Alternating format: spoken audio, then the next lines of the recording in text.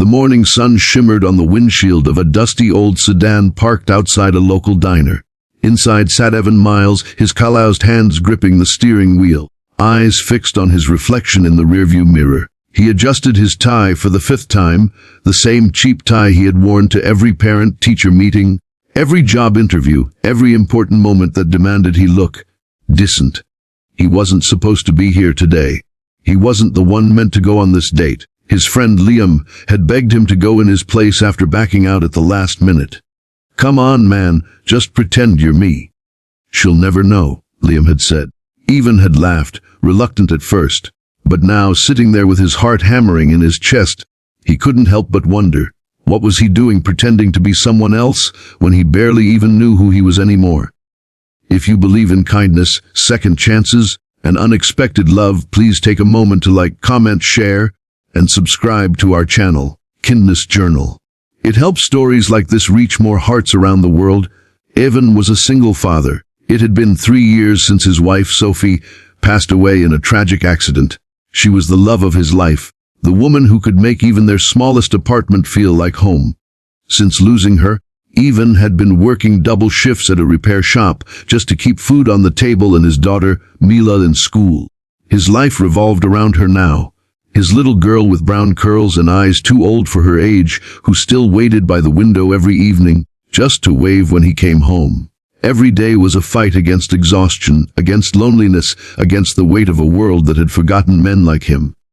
That morning, before leaving for the date, Mila had handed him a tiny pink hairclip shaped like a heart. "For good luck, Daddy," she'd said, smiling through missing front teeth. Evan had laughed, tucking it into his pocket. Now, as he stepped out of his car and adjusted his jacket, he touched that hairclip for courage. He didn't know who he was about to meet. He only knew that life had stopped surprising him long ago, until now. The restaurant was bright, sleek, filled with the low hum of quiet conversations and the faint clink of cutlery. He spotted her instantly. Clara Vance. She sat by the window, sunlight tracing the edges of her blonde hair like a halo. She looked powerful, composed, and yet there was a stillness in her eyes that mirrored his own, a kind of calm born from fighting too many silent battles. She was dressed in soft ivory, elegant but not showy. Evan froze for a moment, struck by something he couldn't quite explain. He didn't know it yet, but this woman was about to turn his life upside down. When he walked over, Clara looked up from her phone and smiled politely. Her voice was smooth, controlled, the kind of tone that came from years of being listened to. "You must be Liam," she said, offering a handshake. Evan hesitated, guilt flickering across his features, but he smiled faintly and took her hand. "Yeah, Liam," he said softly, his voice barely steady. What started as awkward small talk soon turned into laughter, into warmth. Evan wasn't pretending anymore. He forgot about Liam, forgot about his worn-out shoes and oil-stained hands. Clara's presence had that effect. She asked questions with genuine curiosity, not pity. She listened like she cared. She told him she was the CEO of a large interior design firm in the city, a businesswoman who had climbed every rung of the ladder herself. She'd come to this small town for peace, a place where she wasn't constantly surrounded by people who only saw her for her money or her position. Evan found himself confessing things he hadn't told anyone in years, about Sophie, about Mila, about how lonely it was to fall asleep knowing no one would be there when he woke up. He expected her to pull away, to offer polite sympathy. Instead, Clara looked at him with eyes that softened, as if she understood.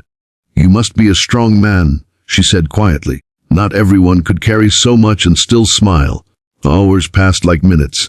When they finally stepped outside, the afternoon sun painted the street gold. Evan walked her to her car.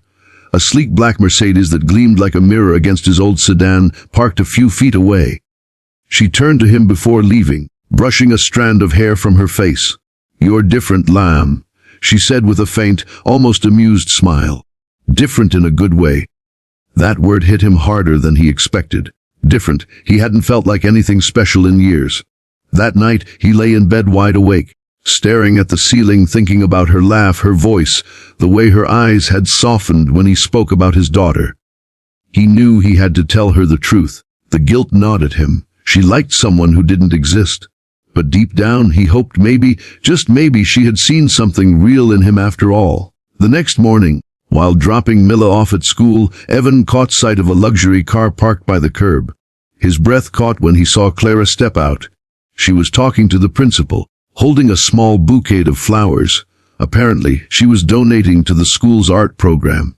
He hadn't told her where Mila went to school, and yet there she was, standing in front of him like fate was teasing him.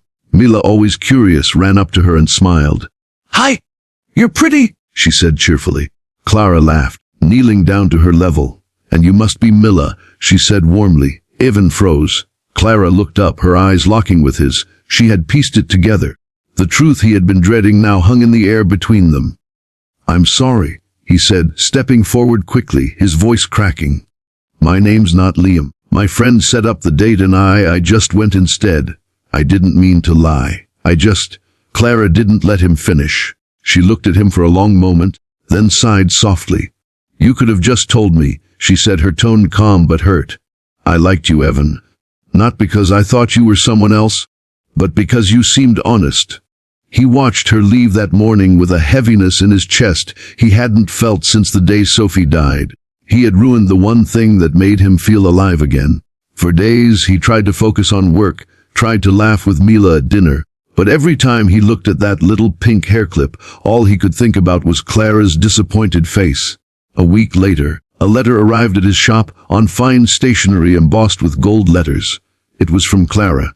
It simply read, "If you ever stop pretending, I'd like to see you again. Same place, Sunday, 2 p.m. Evan's heart raced. He almost couldn't believe it. That Sunday, he put on his best shirt, one without oil stains this time, and brought Mila with him. He told her he wanted her to meet someone special.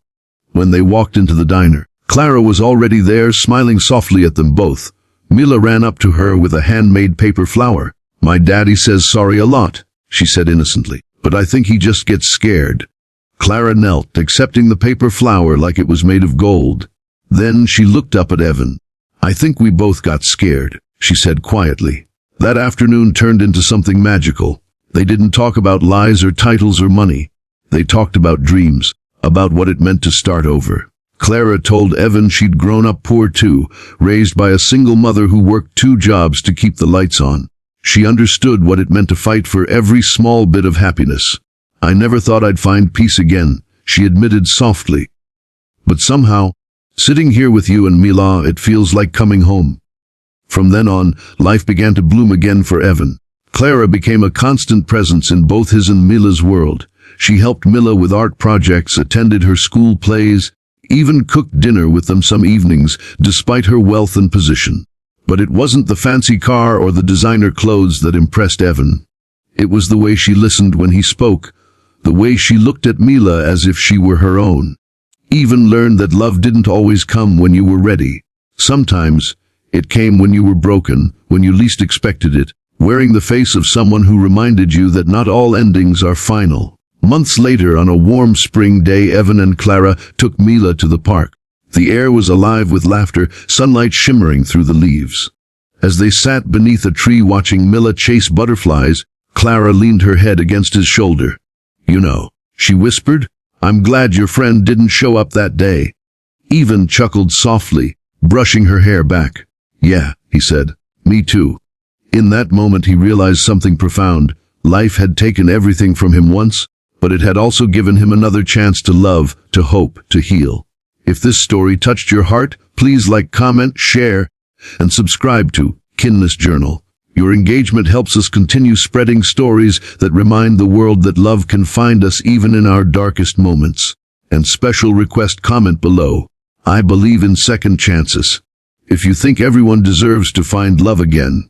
And as the sun dipped behind the trees, Evan held Clara's hand and smiled, finally feeling something he hadn't in years, peace. For the first time since Sophie's passing, he looked at the horizon and didn't see loss. He saw a new beginning, written in the language of kindness, forgiveness, and love found in the most unexpected place, a blind date meant for someone else.